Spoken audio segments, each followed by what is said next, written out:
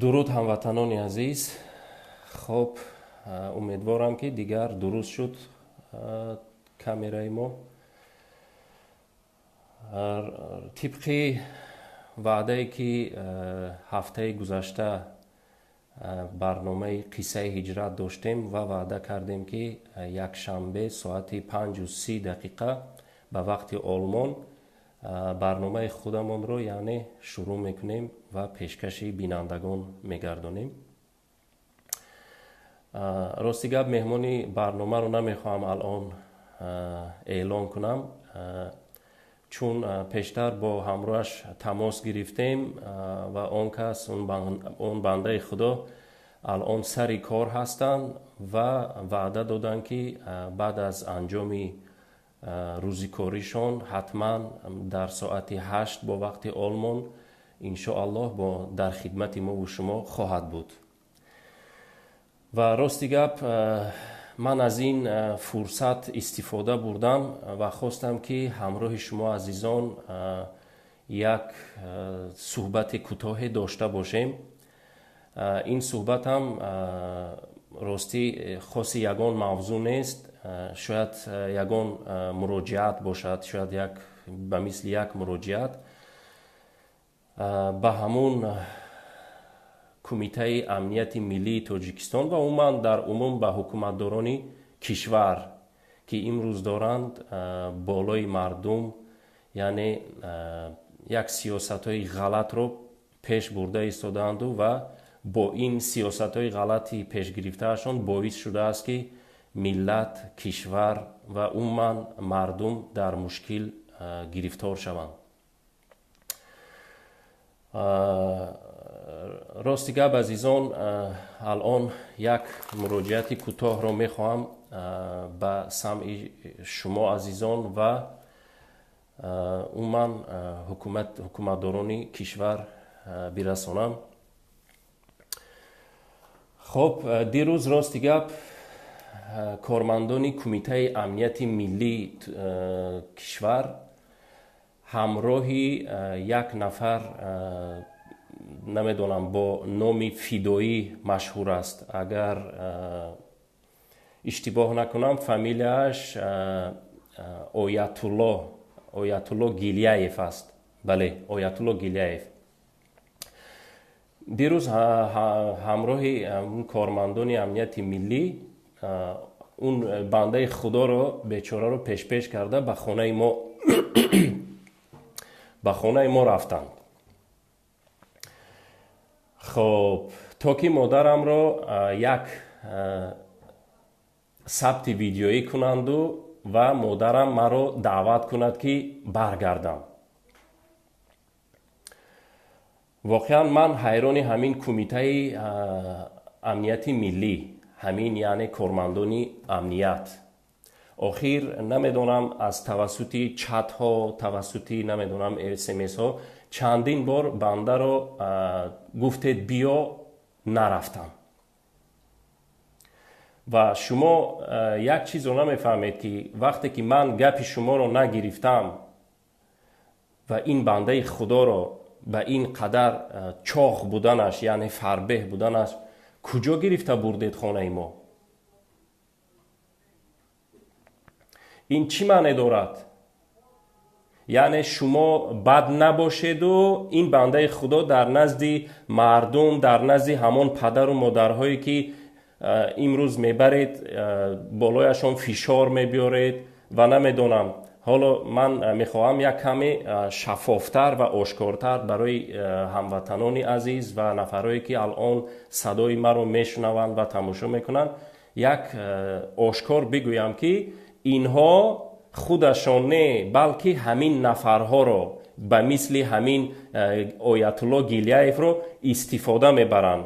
حالا پیشتر در صحیفه من کاشته بودم، در پیشتر این بنده خدا رو رنگی چی میگویند با زبان روسی کازیال اتپوشنی میگویند، میبخشید بوزی بالابر. این رو به مثل یک بوزی بالابر استفاده میبرید و خودتان پشت آن پنهان میشوید. سببش میدونید چیست عزیزان؟ سببش اون است که نمیخواهند که چهره اینها در ثبت یا نوار چی شود؟ آشکار شود، تا که فردا این ملت از گریبان آنها نگیرد.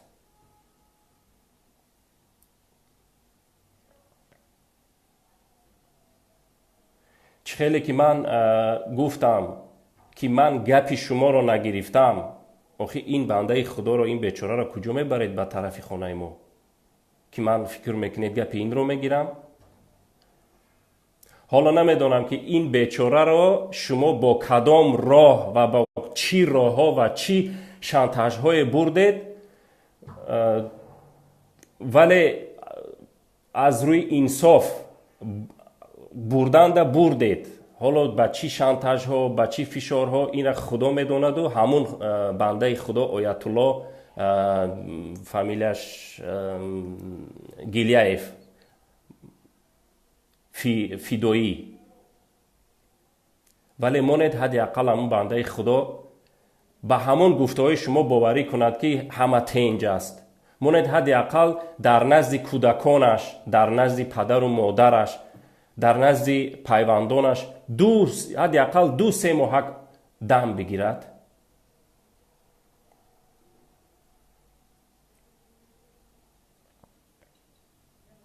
آخر میگردید خانه به خانه این بیچاره رو حداقل مثل من لاغر باشد کشاله کرده میگردید. من حالا میخواستم یک ثبتی که دیروز در شبکه اجتماعی زیلا، نمیدونم تقریبا ساعتی 12 یا 1 شب بود، همین بنده خدا به نام فیدویی برآمده است و گفته است که خواستم ثبتش رو بگذارم، ولی متاسفانه که اون ثبتش به نهایت پستر است و خدا خواهد که در سامانه پیامنت و بعضی ثبت هایی که به ما فرستادن انشالله به طور واضح و آشکار و شفاف به خوانندگان و تماشابینان پیشکش خواهیم کرد انشاءالله.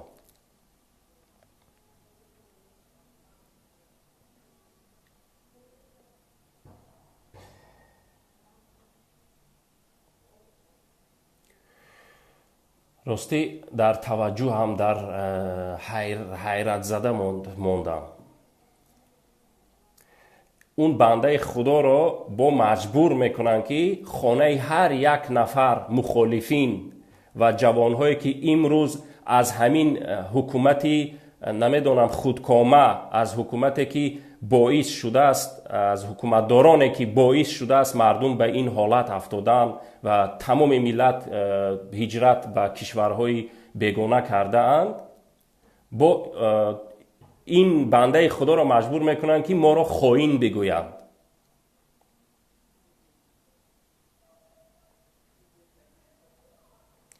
بیاید از روی انصاف، های حکومتداران، های آنهایی که شما امروز طرفداری از این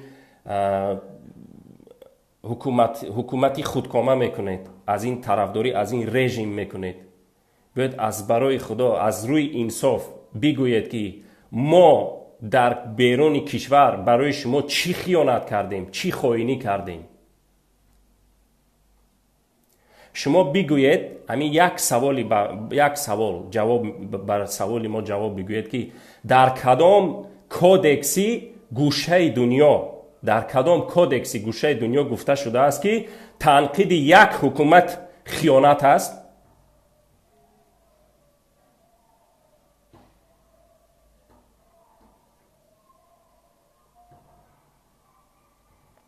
حتی در جنگل این خیل قانون و کودکس وجود ندارد. به خدا نخواد که از کمبودی گپ زنی، از مشکلی هایی که روزمره این روز در کشور رخ میدهد گپ زنی، خائن باشی.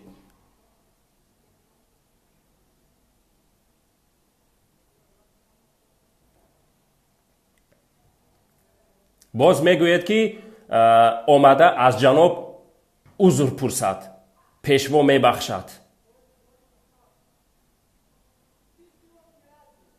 شما تصور میکنید ما چی گناه کردیم که از جانب شما عذر پرسیم.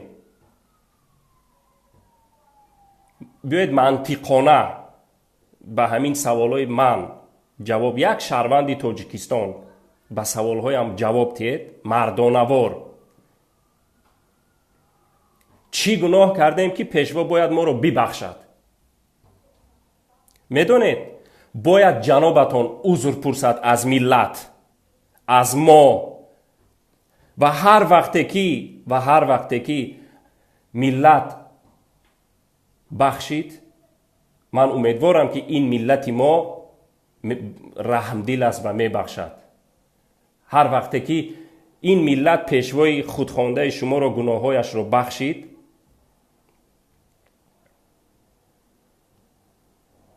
آن وقت ملت خودش میداند بخشد یا نه.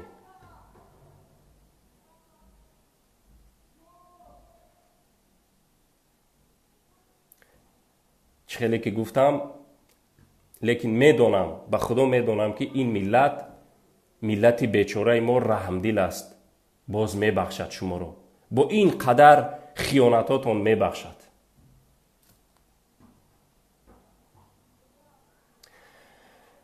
برای همین هنوز دیر نشده است از ملت عذر پرسید.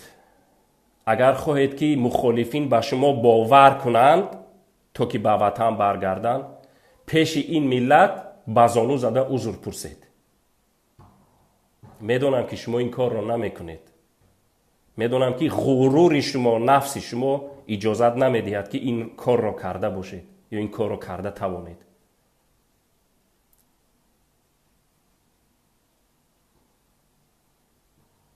بس کنید همه را خائن گفتن. بس کنید همه را خیانت میکند گفته گشتن. خانه به خانه مردم گشتن. کمپیر و موسفیدهای بیچاره را اذیت دادن. بیاید یک واقعیت برای شما میگویم.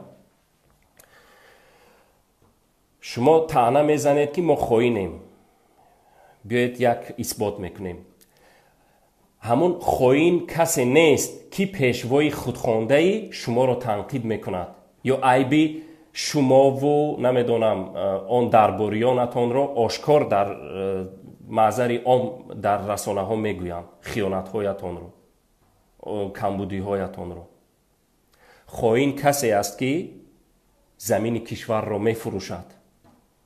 خائن کسی است که مردان با غرور و مبارزی این کشور را به هیچ گناه، بدون هیچ گناه میکشد، زندان میکند، از کشور بالاخره میراند و در نتیجه سیاست های غلطی پیش گرفته شما 4 قرغیز آمده تمامی ارتش کشور را تحقیر میکند.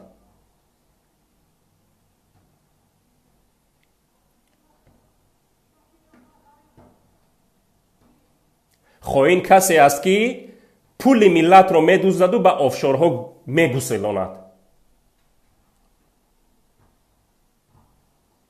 خائن کسی است که از پول مردم بیچاره برای خودش و 5 زنش قصر میسازد. خائن کسی است که به این دزدها خدمت میکند. به خدا قسم اگر همون نفرایی که به همین دزدها خدمت میکنند آنها هم در این خیانت شریک هستند و خائن هستند.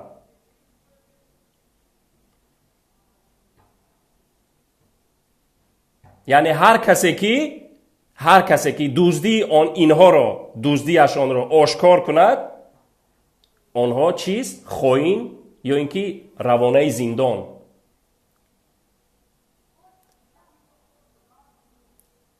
باز به من میگوید که اگر مرد باشم آمده از پیش گپ زنم.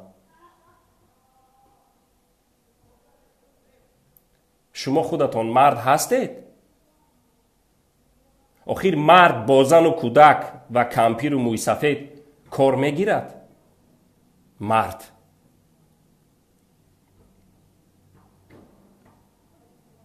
کسی که از کشور رفت نامرد نیست. ما برای آن رفتیم که شما نامردید. به خدا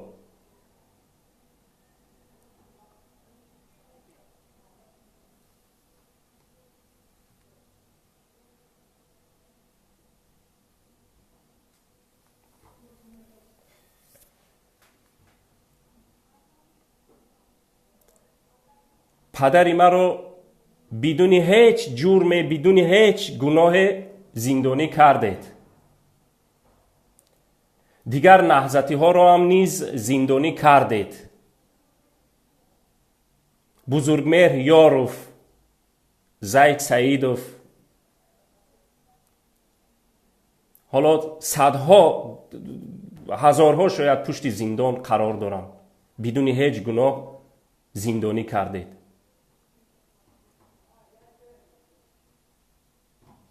بیایید یک پیشنهاد برای شما، برای که لاف میزنید مردمی که از دست شما کشورهای بیگانه را انتخاب کردند و رفتن فرار کردند، میگوید فرار کردند. بیایید یک پیشنهادی که مرد، یک پیشنهادی که نمیدونم، یک پیشنهاد دارم.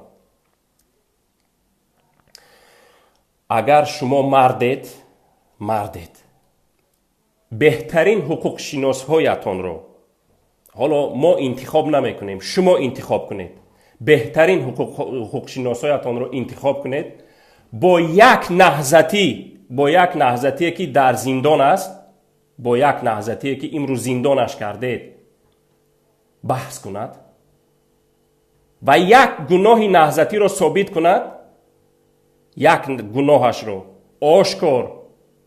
آشکار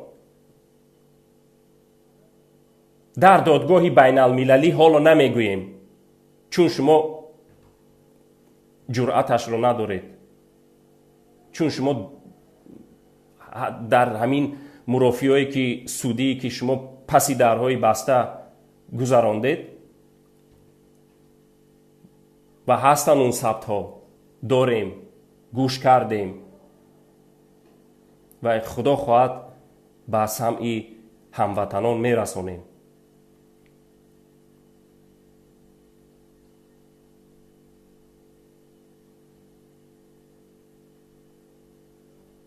بالاخره نمیتوانید ثابت کنید آن نفرایی رو که امروز پشت پنجره کردید بدون هیچ گناه نمیتوانید. پس کیست نامرد؟ شماید نامرد. نامرد کسی است که به جای با مردان رو به رو شیشته گپ زدن رفته با زن و کودک کار میگیرد. کمپیرهای بیچاره، موی سفیدهای بیچاره رو بازپرسی میکند.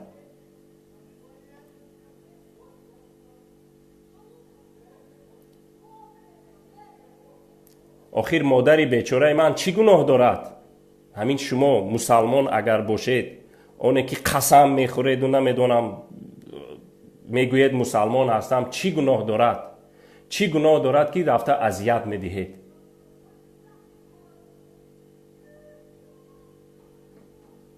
زور شما تنها به یک کمپیر میرسد. اگر واقعا شما مردید، روید از سرحد حمایه کنید. دیدیم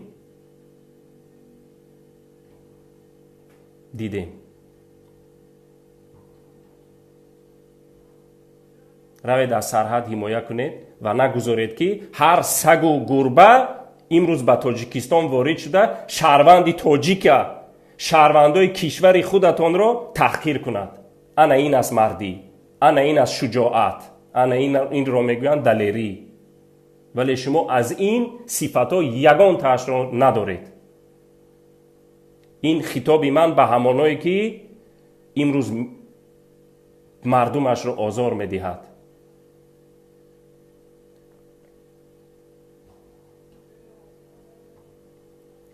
اگر نمیتوانید مردانوار جای را خالی کنید، آن کرسی هایی که با دست خپیدید کنار گذارید، خالی کنید، روید.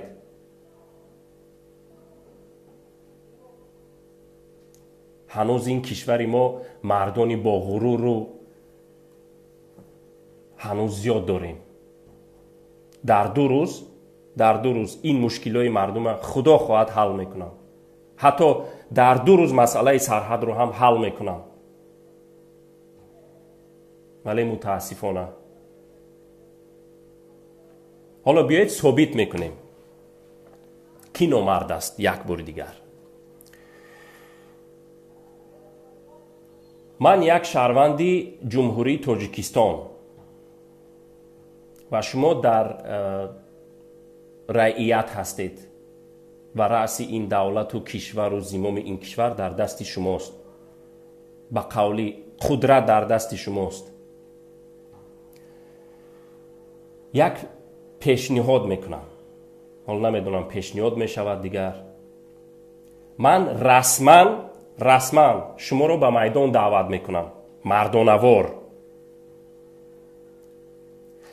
کدام از طرف شما، حالا نمیدونم خواه گنرال است، خواه وزیر است، خواه شاعر و نویسنده است که در طرفداری این رژیم جنایتکار را میکنند امروز، بیاید آشکار در نزد همین ملت بحث میکنیم. آشکار مردانوار در پخش مستقیم.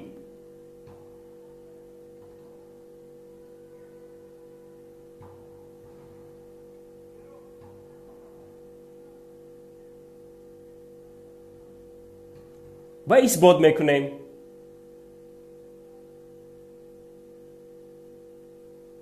کی از نامرد کی از خائن.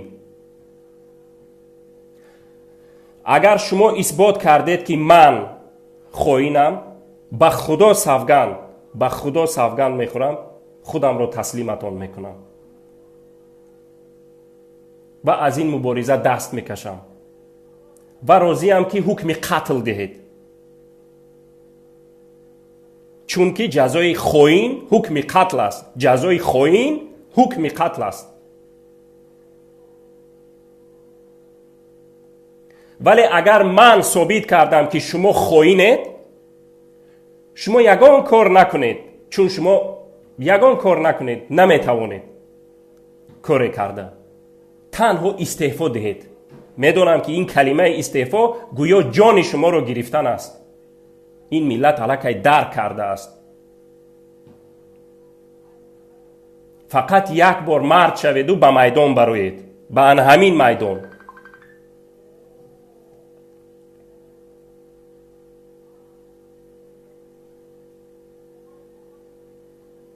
از بینتون یک مرد پیدا کنید و یک مرد نامش را اعلان کنید.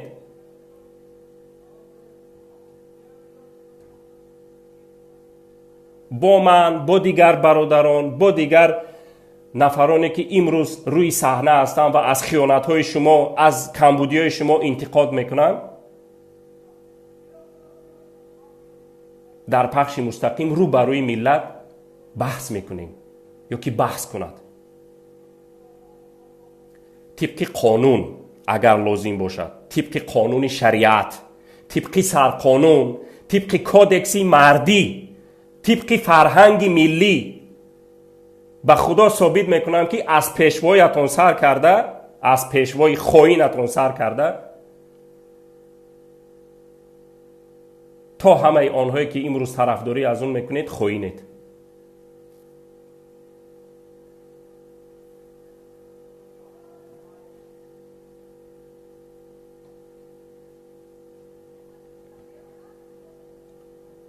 لیکن به مادران بیگناه و به موی سفیدان و کمپیران بیگناه کاردار نشوید. نمیدونم کدام یک مثل همین فیدایی را برده آیت الله را بوزی بالابر کرده استفاده میبرید. این کارتون از روی مردانگی نیست.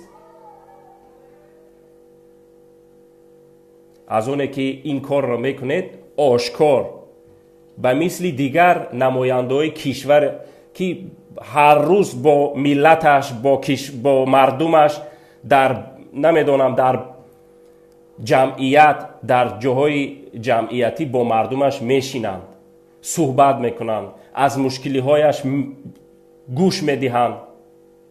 همین کار را کنید. از اونه که رفته خانه به خانه گشته ملت رو در حالا میدونید عزیزان، اینها این چند یک تبلیغاتی که گسترده بدگفتی خودشان таблиғ карда намедонам пропаганда карда гаштанд, навор мегиранд он кампирҳои бечораро ки бо чашми гиряолуд дар назди оинаи нилгун нишон медиҳанд. онҳоро медонед чӣ тавр фиреб мекунанд? ворид шуда зуд мегӯянд ки бачаи ту дар берун ҷиноят кардааст, мана дела дорад, мана фалон дорад, бисмадон дорад. он бечора падару модар талхакаф мешавад, дига маҷбур аст гирья кунад ва ино аз ҳамин гирьяи аз ҳамин фурсат истифода бурда инҳоро ба наворгирӣ мекунанд. баъд чӣ кор мекунанд? дар фарзанди бечорае ки ҳоло аз дасти ҳамино гурехта рафтааст нишон медиҳанд ки бубин мо метавонем шуморо фишор оварда. қасам ба бузургии худо мехӯрам, заррае тарс надорам аз шумо, заррае. шумо агар мард мебудед бо зану кампирҳо не, бо худи шахсан бо худи ман гап мезадед. шумо ҷуръат надоред ки ман боварӣ дорам ҳамоне ки шумо эълон кардед, рақамҳои телефонҳоро мондед, вазорати корҳои дохила гуфта, агар занг занам ҷуръати гап задан надоред бо ман. ҳоло чӣ расад?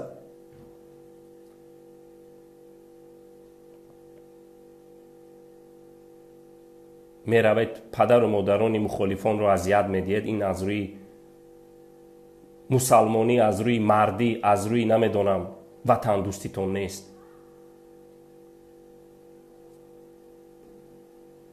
ба худо бидонед ки ин пешвотон ва ҳамроҳи вазирони хоинатон як рӯз мегурезанд, ҳатман мегурезанд. ин дур нест. он рӯзам бидонед ки дур нест. ва бо ин ҳамин миллат, бо ҳамин мое ки шумо хоин мегӯед, бо ҳамин миллат шумо мемонеду мо мемонем. онҳо нестанд, гурехтанд.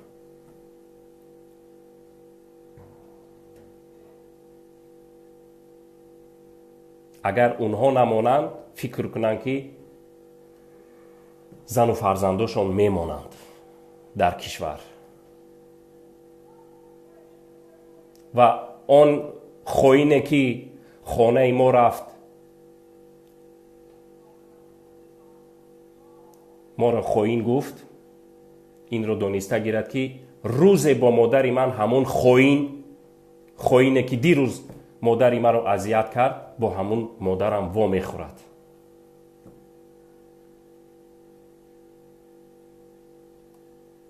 ва ман бошад ҳатман бо урам во мехӯрам, иншоалло. ба ибораи дигар, кӯҳ ба кӯҳ намерасад, вале одам ба одам мерасад. вале он вақт дер хоҳад шуд. дигар на мансаб доред, на курсӣ доред, на ҳеҷ чиз. тамошобинони азиз, ин буд воқеае ки ҳамин шабу рӯз ба тамоми хонаводаҳо, пайвандони мову шумо рафта ва падару модарону намедонам кампиру мӯйсафедҳонро азият медиҳанд.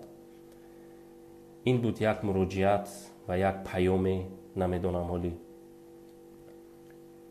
барои ҳукуматдорон ва барои намояндаҳои кумитаи амнияти миллӣ.